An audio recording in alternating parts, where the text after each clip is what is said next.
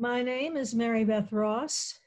I was born Mary Elizabeth, but it was shortened. So for, I guess, the sake that people would not call me Mary Ross. If I had Elizabeth, they figured they would drop that. And my parents thought that Mary Ross sounded like a name on a sample check. Oh. So they wanted me to have more than Mary. So it got to be Mary Beth, and I was born in Brooklyn, New York, July 8th, 1942, during the war. And my mother and father were both the youngest in their families. And of course, I'm the oldest in my family. And if in fact you think that their sibling rank has a great deal to do with your personality or character or life, in fact, I did notice that I was more like my mother's older sisters, and she had 5 older sisters. Wow. She was the youngest of 8 and of an Irish Catholic family. And my father was the youngest of 4 in his Scottish family. Both of them were second-generation immigrants. And I think that's a significant thing. Yes. And the Scots were more attached to Scotland than my Irish grandfather was.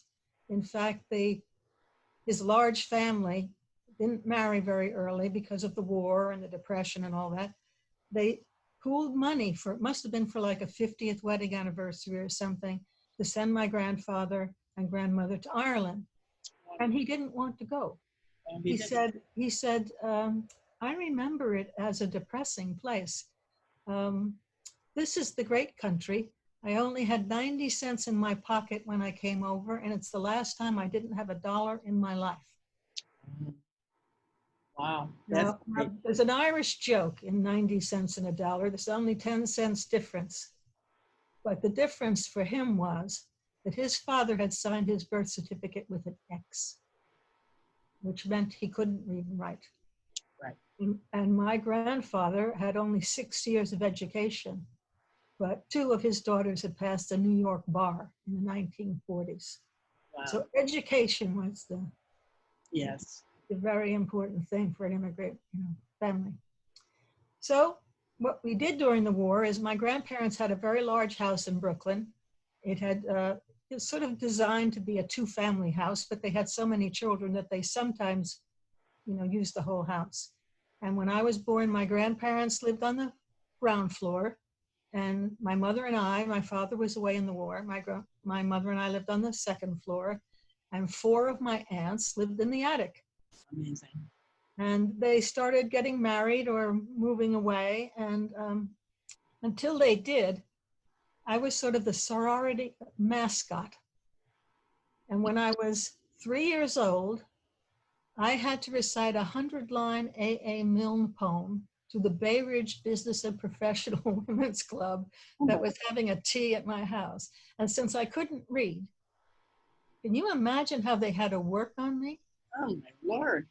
Yes. Amazing. And I still remember about 70% of it, I guess, because it was such an effort to burn that into my little brain. Yeah. You were their project. I was. Mm-hmm. And one of my aunts was a teacher. One of the ones who had passed the bar didn't practice law. She was a high school principal. Wow. Well, that's a good beginning. So, so how did your life change as you became aware of feminism and the women's movement? Well, after the war, we moved to Long Island, and I lived a typical 1950s suburban life. And I was a good athlete. In order to relate to my father, who was a baseball nut, we would play catch and things like that. And I got to be very good. And because of that, I played with boys, and the mystery of, varsity athletics that seemed to enthrall most girls when they're in high school didn't awe me at all. I was a very good athlete. So the first thing I remember is being kind of irritated at not having any leagues that I could play in. I could only play in pickup games if the boys would let me play. There was no little league for girls. There were no girls' sports teams in my high school. Uh-huh. So I remember feeling slightly resentful about that. And my first awareness of feminist kinds of issues came when boys called me girly and were sort of, scornful Right. when they had no right to be. Right. Then when we moved from Long Island to upstate New York, I mainly focused on school. I was sent to a Catholic school because in the public school that I had gone to, of course, my parents were from New York, and they couldn't believe that any school, north of Yonkers could be any good. And so I came home from 8th grade one time with something I'd written and gotten an A on. And I had spelled there wrong. Whatever there it was supposed to be, I had misspelled it. Right. And my mother said, "You didn't spell this properly." And I said, "Well, just say it out loud." Oh, And I was immediately sent to Catholic school. Right. Right. It's funny. So they weren't very good teachers in her view. That's right. And things like spelling and handwriting were the sign of a good school. Right. Good for you.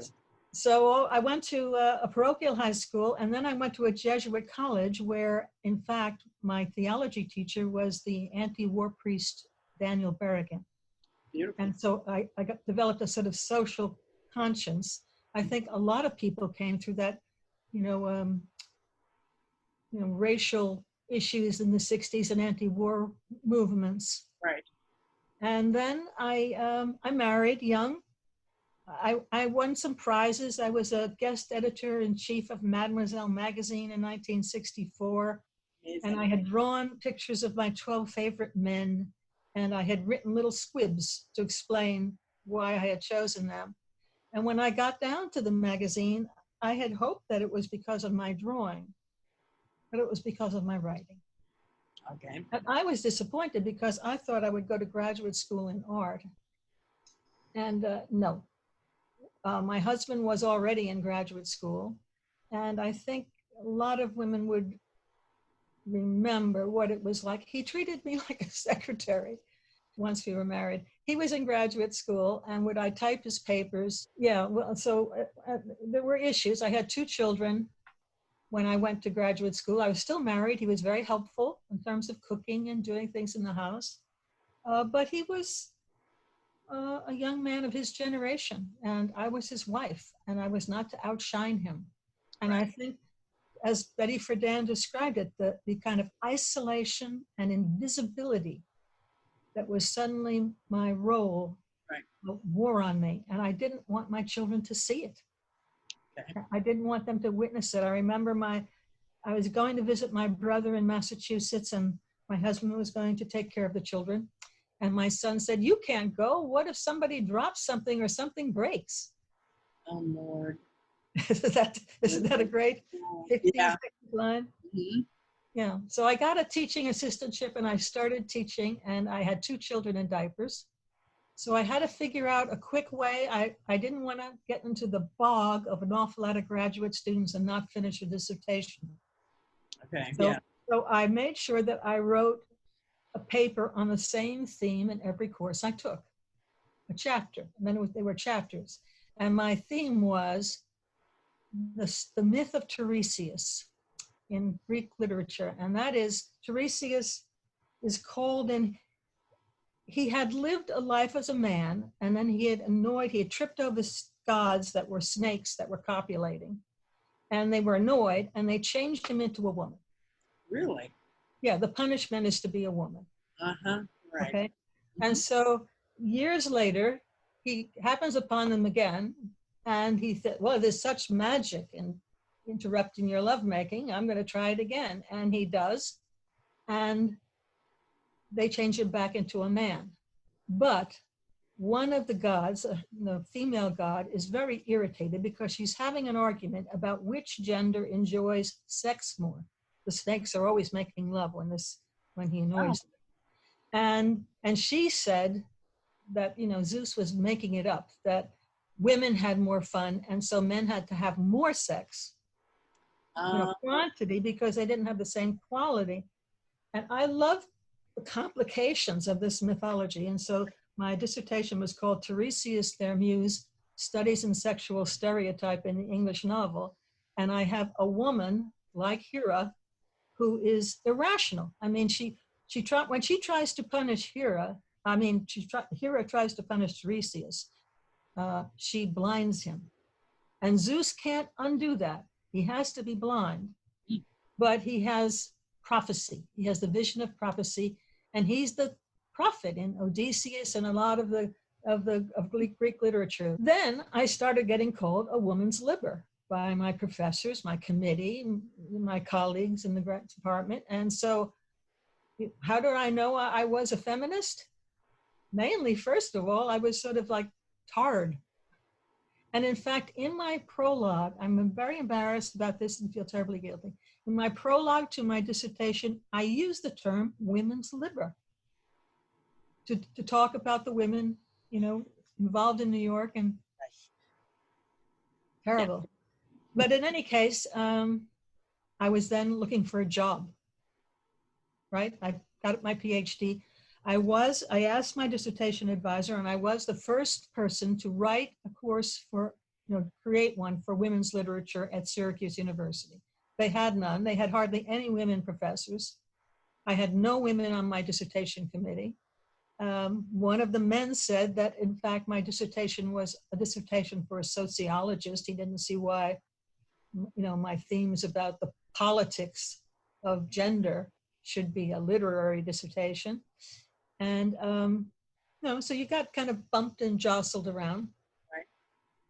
And I got a job. I got the only job that was advertised in the Chronicle of Higher Education in 1973 in upstate New York, all of upstate New York. The bottom had fallen out of the academic job market. Really? Okay. And I was offered a job in a startup campus in Utica. And I was offered the job on Christmas Eve. They called me, take it or leave it job. And I said at the time, because the salary was low, it was $10,000. And even back then that was low. It was lower than temporary jobs that were in the community colleges. And I said, does that salary reflect my degrees and experience? Because I had a teaching assistantship, so I had about 5 years of teaching and a PhD. And the man said, yes, it does. So I had to say, it was the only job. Maybe in other years it wouldn't be. Yeah, so, and besides it was Christmas Eve, so why wouldn't I see it as a gift? Right. So I took it. And it was in a former factory in a very poor section of Utica. It was a terrible, terrible looking place. They were building a campus elsewhere. In fact, it was called the Upper Division College. And it was to give people the liberal arts they hadn't taken when they had 2-year community college and tech degrees, so they could get bachelor's degrees. And that included a lot of nurses. Okay. So I taught a woman's lit course. In other words, you taught courses that would bring in the students. And in trying to do any research, when you do a course, you try to have things in the library. Students are supposed to write a paper, so they have to have like some kind of scholarly backup. Uh-huh. And there was hardly anything. The only 2 women that showed up, for example, on a big series of audio recordings of American poets, and there'd be like 12 men, and Adrienne Rich and Denise Levertov. And even then, there was hardly any scholarship about them. No one was writing about them. You could just pick off little things in the forwards to their books or something, but nothing serious. And so I saw that as a kind of, an obvious gender deficit, but also an opportunity for women scholars to start building up the scholarship about women writers. I had written about men writers because I could get material on them. So I started doing that, and I wasn't there long when one of my few colleagues, again, it was a startup campus, they were all men, I was the only woman, saw my paycheck, and he asked if I were paid by the week. I was paid so little. Oh my God. And he had been the head of the union down in Stony Brook. Do you know that? I don't know if you're not from New York. Stony Brook's a lovely campus on the North Shore of Long Island, very modern. We were in this awful factory with this rippling gold carpeting. And I kind of wondered what he had done, that he would have been shipped off to this Siberia. Right. And he called the union, and the union said they couldn't help me unless I joined, but they certainly could help me because I was paid the standard 25% less than the lowest paid equivalently qualified white male. That's the legal Wow. arms that you have to move. And meanwhile, they had given me all of the applications for the job I now held because there were no administrators. There were just us 6 faculty members. And they gave me all the applications. And on one application, someone had written they had worked for Kennedy for senator. And it said in the margin, sounds like liberal. And so woman had done a non-sexist textbook, and it said in the margin, same handwriting, sounds like woman's liberal. Wow. And I gave those to the union. I copied them. I shouldn't have, but I did. Yes. Copied them and gave them to the union, and the union said, this is too big. It has to be a human rights complaint. And if you don't do this, you are letting down every woman who has come before you and anyone who might follow. Yeah, no pressure at all. Well, I had read an awful lot of like Ivanhoe and Robin Hood. And so, I mean, I was of that, again, I was the oldest of my family. My mother and father were the youngest, and they were like, no, no, no, don't sign that, don't do it. No, no, no. And I was like, well, got to. Yeah, I'm in a rare position to win. And so I've got to. And so I did. And it made my life miserable. I got physical threats. I had all of these nurses taking a women's lit course at night, and the lights went out in the parking lot, and they were nervous about this bad neighborhood and no lights in the parking lot. So I went to the head of the janitorial service in the college, and I said, there are lights out in the parking lot. And he said, I'm not sure anyone here would care if something bad happened to you. Oh, Lord. How was that? So what I did was, my daughter was in gymnastics, and the gymnastics studio was sometimes a karate class studio, and they had bumper stickers for that karate class. So I put a karate class bumper sticker on my car. I mean, what was I going to do? The dean took me out to lunch, and he said, you know, they like you here. You don't want to do this. It is going to ruin your career. And I said, well, it can't, because I had protections for having signed a human rights complaint. And they can't do that. And he said, that's not how it's done, Mary Beth. I'm sure that's what he thought. And you will be blacklisted. They don't go by, they don't go by your resume or whatever. They have their own sources. Wow. And I said to him, Ted, I'm paid what a cocktail waitress would make, and I would rather be a cocktail waitress than see my career sabotaged by sexist macho guys. Good for you. And he just was so shocked. And that was, at that point, they realized I was going to go the whole way. I was not going to be charmed out of it. And going the whole way meant years of terrible, you meet in state office building conference rooms with folding chairs and Venetian blinds and fluorescent lighting. And there's a kind of abbreviated, swearing, but not with the Bible or anything. And I had a wonderful lawyer. She was from New York City. Her name was Elaine Berger. I wanted to shout out to Elaine Berger.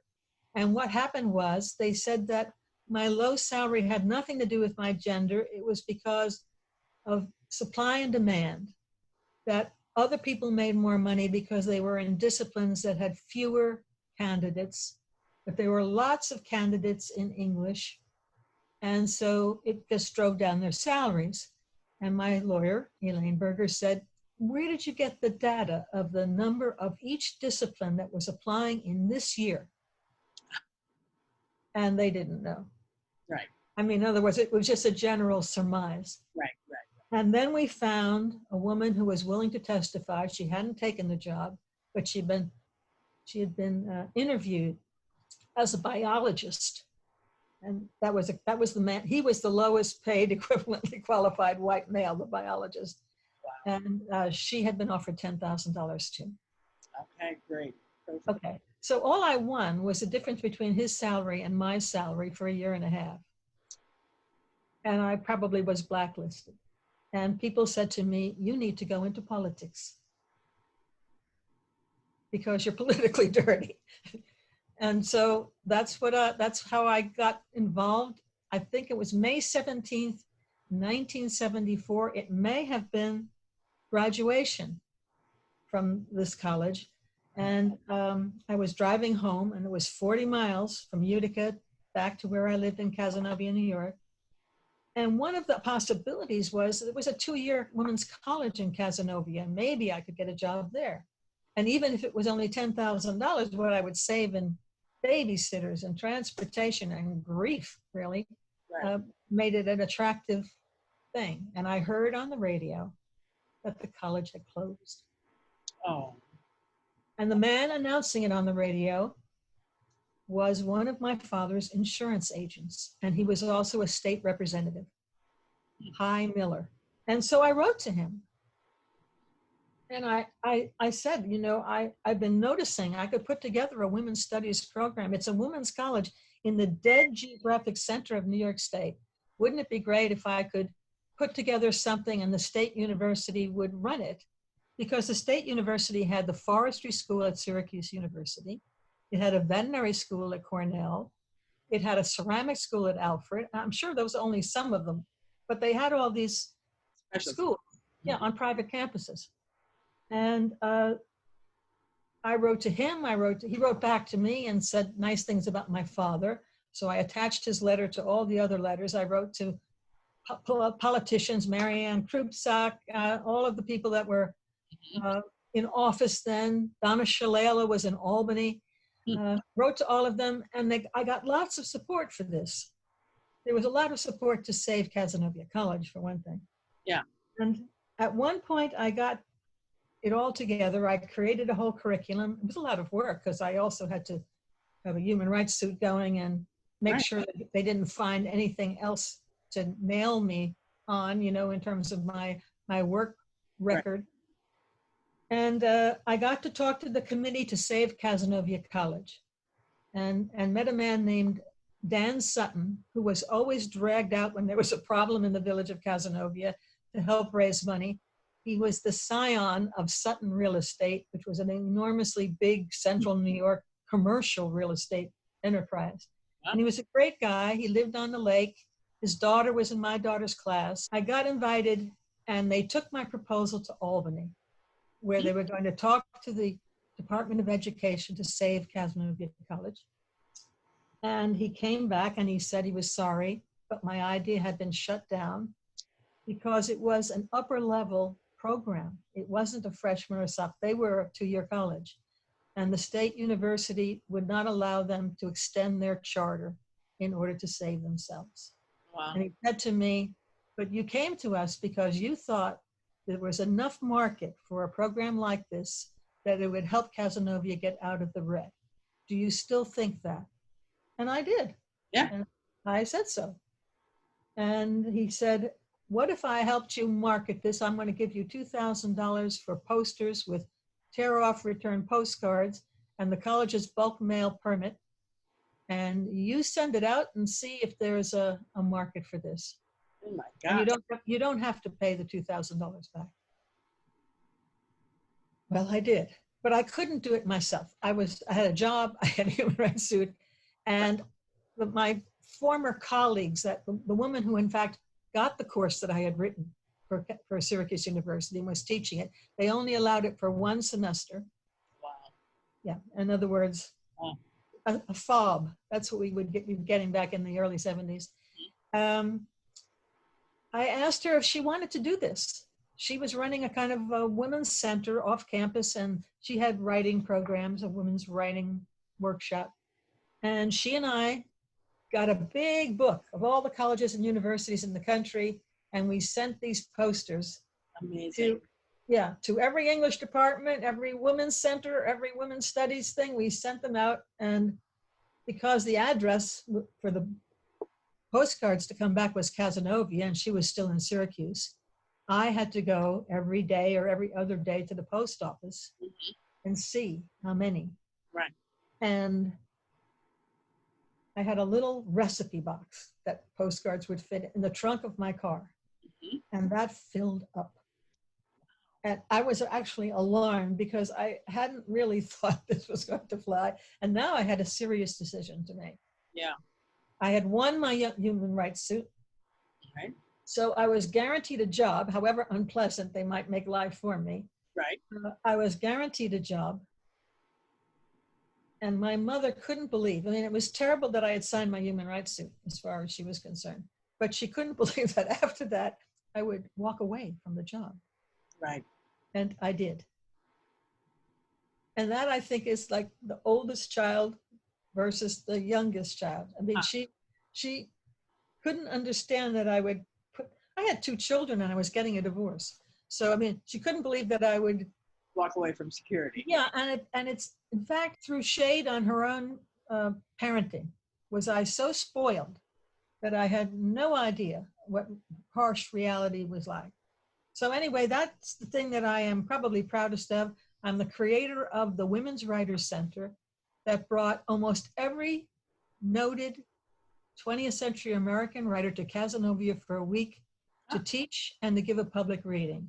And the reason I have these little cards in my hand is I'm going to, if you don't mind, Olga Brumas, Rita Mae Brown, Sally Daniels, Elizabeth Fisher, Susan Griffin, Bertha Harris, Maxine Kuhlman, Rhoda Lerman, Denise Levertov, Audre Lorde, Kate Millett, Marge Piercy, Adrienne Rich, Muriel Rukeyser, Susan Sherman, Lynn Lishan, Judy Grawn. Over the 5 years, every 6th week, they would be on campus. Way impressed. It was a fantastic thing. And the enthusiasm that they had for it was part of the wonderful motivation. But in 1979, the applications, we were getting applications for a while from all over, from Australia, from England, and all of a sudden they dropped off. And that was the oil embargo. I think people were very worried about would their job be there back if they took the leave and went back to the job. Okay. So that's my contribution to American feminism. I do think we jogged the gender balance a little bit, because by 1979, the other problem was we were having trouble getting women to commit to a full week during the academic year. They had jobs. Yes. So the situation of women changed a lot in that same period. That's right. In other words, they were always available in 1976, 77, and 78. By 79, they were getting jobs. Right, right. In English departments. Right, so you could see that change. Yes. Did the women's studies idea then get picked up by others? I had 2 children and I was concerned about getting maybe remitted tuition exchanges for them by going into a regular university, so I went back to Syracuse, and they did have more women professors, and they did have women's literature courses in the 6 years I had been gone. Okay. I tried. I mean, I would have been happy to do the same thing elsewhere. Whenever I did get a job, as soon as March 8th rolled around, they would ask me to call my contacts, and I would bring Marge Piercy and Kate Millett and June Jordan onto their campus, and they would do it as a favor to me. I mean, they would get paid, but they would do it because sisterhood was powerful. Yes, it was. So was any of that ever recorded? Does recordings of any of that exist, or? I just made a film about it. Okay, tell us about that. It's called, it starts off and it types across a page on an old-fashioned typewriter, because that's how we used to have to write. Do you remember with the red and black ribbon? And it types writing, the second wave, and then it goes back and it X's out writing, and it writes writing, the second wave, the story of the Women's Writers Center. And it's up on Vimeo. I just put it up this past week. It's up on Vimeo. The way to find out the exact Vimeo place is to go to my website, which is www.mbrstudio.org. It's a feature-length documentary, and I have over 100 photographs of all of those writers. And they're all so young and they're all so happy. I was hoping that I would get a way to send it to Gloria because I thought that she would be so pleased to see so many of those New York writers. Yes, I've been asked to show it at the Berkshire Women in History Conference. Good. But they didn't have it. Film festivals are being canceled. Right. So tell us more about how your life unfolded after that. The combination of the Women's Writers Center I left it to two people to, carry it along. They could stand to do lean years, but my kids were now adolescents. Right. So I just couldn't take a chance. So I went back to Syracuse and I started working on another degree because if you were teaching there, you could get free tuition. Right. And I started working on another degree. I also was aware of the fact that I ought to get into politics. And I applied for a job, and I was in England studying Celtic languages. You ought to like that. Yes. I was studying, because I have a theory that English is a lot more Celtic than the German, English, the Anglo-Saxon. So I was trying to find a place, another niche for myself, and I got a job in Syracuse as the mayor's speechwriter. And that means all of the local offices, Syracuse is Democrat, but upstate New York is Republican. Right. And so very often, who would run? You go through enormous trouble traveling around counties and farms and fairs and all of that, and you're not going to win because it's so Republican. Right. But I was asked to write speeches. Right. I wrote speeches for the mayor. I wrote grants. I wrote an awful lot of historical markers. I wrote a bunch of things. And I sat for endless phone banks. They don't do this stuff anymore. But you know what it used to be? You'd go to the Iron Workers Union and you'd use their phones and you'd call everybody. Right. And you drive them to the polls and stuff. And so I got very interested, and so did my son, in grassroots politics. I later on worked for a national organization called the National Faculty. It was a spin-off of NEH programs that helped teachers all around the country in floundering districts. Okay. Because an awful lot of teachers are teaching outside of any subject matter that they ever took in college. Right. Yeah. And so we would get them up to speed in an actual discipline. So we weren't teaching education, we were teaching subject matter. And it was almost entirely men. So my job there was to recruit women scholars. And so I worked for them for 9 years till somebody embezzled money in their Atlanta home office and it was thrown into bankruptcy. But then I worked for Philander Smith College. It's an historically Black college in Little Rock. And I ran their honors program. And by that time, working in politics, I was really aware of how computers were beginning to democratize media. And I wanted those African-American students to know how to use a camera. Whenever the Hot Springs, I was on the board of the Hot Springs Documentary Film Festival because I could raise money. I was a grant writer. And so they would always show them as pathetic. And I thought, if you put a camera in their hands, what story would they want to tell? Would it necessarily be about poverty and disadvantage? Right. And so that's what I've done since. I am a filmmaker, as you know, and I had to learn how to do it because I couldn't afford to pay men to do it, and they weren't interested in what I wanted to do anyway. Right. So I have been pushing for women and minorities to learn how to do it themselves. Make films, tell your own story. My politics, and I support all kinds of women's film things. Until recently, when I had to quit to help, finish this film, I was on the executive board of my the county arts council. Okay. And the woman who's the director is an African-American woman. So those are the people I'll write grants for. Right. So you're now in North Carolina. I am. I'm in a suburb of Charlotte. I like Charlotte.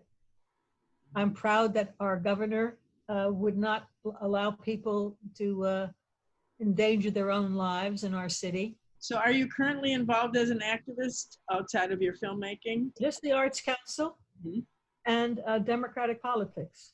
Good, good. I mean, I get hundreds, everybody does, but I get hundreds of emails asking for money for candidates from all across the country. But we've got three important races here. We've got the governorship. We've Right. got someone who's challenging Tom Tillis. Good. I have my hands full with those things. I always volunteer for the local candidates to do any kind of PSAs or campaign 30-second stuff. And nowadays they put it on a website. You don't even have to spend money putting it, Right. On television. So is there anything we haven't talked about with memories of the women's movement that we haven't talked about yet? Well, I was very close for years and years with some of them, with Kate Millett in particular. She had been our first scholar, and we had an awful lot of similarities. She had the same nuns, the same Irish Catholic background, the same actual stigma. My father was Protestant, and I felt that in Catholic schools as a sort of stigma. And her father was divorced. I mean, from her mother. So Right. her first stigma was not being gay. It was being child of a divorce in a Catholic environment like that. Yeah. And we used to sing all of the Catholic school songs together.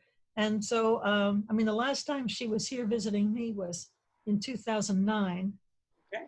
And the last time I visited her was in 2010, but she was in very poor health. And but through her, I met Jackie Ceballos. Our founder, yes. Yeah, that's right. And Kate was very fond of her. One of the things that I would like to do, I have enormous footage about Kate. And I would give it to VFA. The last thing I'm going to say is I remember listening to people from New York saying how brave they were when they had marched on the New York Times about the classifieds being, and I thought to myself, yeah, well, you just park your car in a parking lot in Utica, New York, and ask them to fix the lights if you want to know what's scary about being a feminist. There you go. I mean, marching in Times Square is like fun. Right, by comparison. Right, exactly. Well, I'm so glad you shared your story with us. It's an important story, and I really thank you. Love meeting you too.